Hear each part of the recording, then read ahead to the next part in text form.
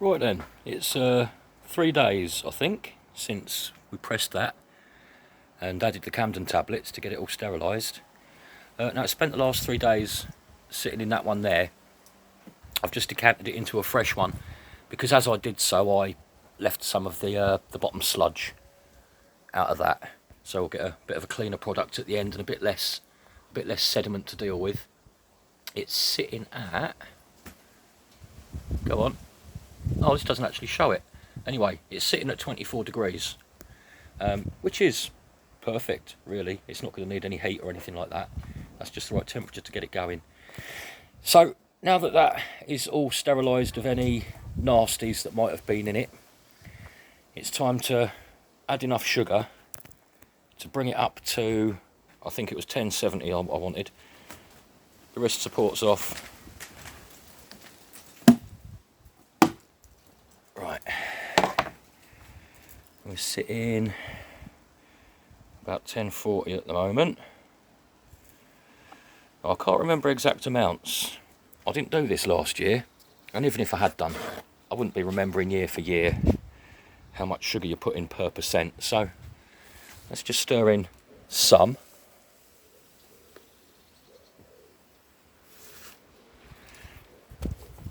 Give it a stir and see what that gives us. Again, everything here has just been sterilised.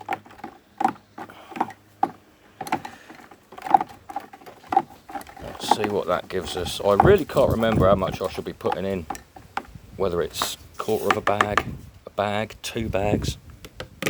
Just got to play it by ear this time. Right, what we got? That's brought it up to about 1050 if you peer through the foam there. So quite a bit actually. I put a good sprinkling in there, I think, if that's only taking it up to 1050. I'm just going to chuck the bag in and see what we'll get. We may end up with apple wine rather than cider. Let's see what happens. I'll give that another stir. When you're adding the sugar like this, it is quite important to keep stirring it, because otherwise you'll end up with a load of undissolved sugar at the bottom. You'll take your reading and you'll get a false reading, because when you put the lid on and walk away, all that undissolved sugar in the bottom is just going to increase the gravity even more. That's 1 whole kilo bag in there, and it's taken us just barely to 1060. So that's a kilo. I want at least another half a kilo, and I can't do that with one hand. Back in a second. Now, I know it looks like it says 1060, but actually through the foam sitting on the surface, that is 1070. So there's our 9%. Right, next thing to do, we'll get some yeast in there. I did actually, bear with me a sec, I did actually find some cider yeast, but it was 2 years out of date.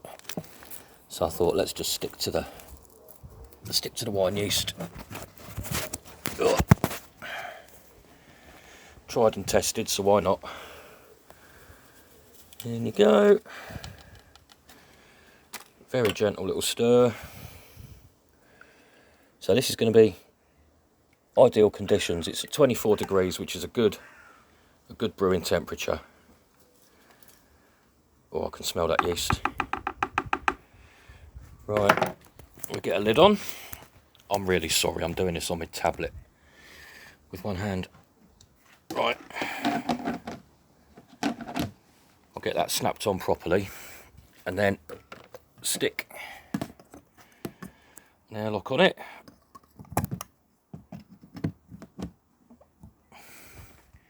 And that should start bubbling away pretty quickly. So no doubt, in a day or two, there'll be a very quick little shot of it doing its hubble bubble toil and trouble. Lovely. Well, yeah, I'll show you how it goes as it brews, and it won't be many weeks. It will probably take about 2 weeks to fully ferment. Although in this temperature, actually, maybe a bit sooner. We'll see. It will be interesting to follow. See you later.